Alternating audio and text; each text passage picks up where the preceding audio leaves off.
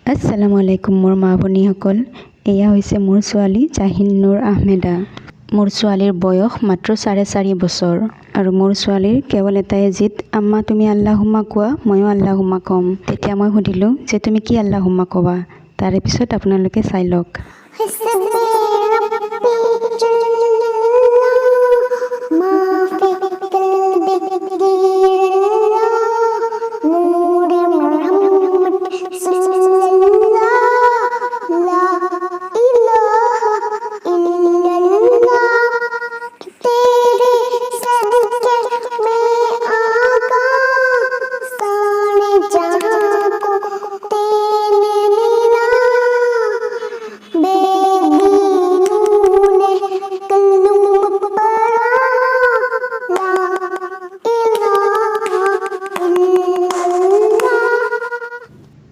মোৰ ছোৱালীৰ কাৰণে সকলোৱে দোৱা কৰিব, জানো জাহিনক আল্লাহ তাআলাই শ্ৰেষ্ঠ আলিমা হিচাপে কবুল কৰে।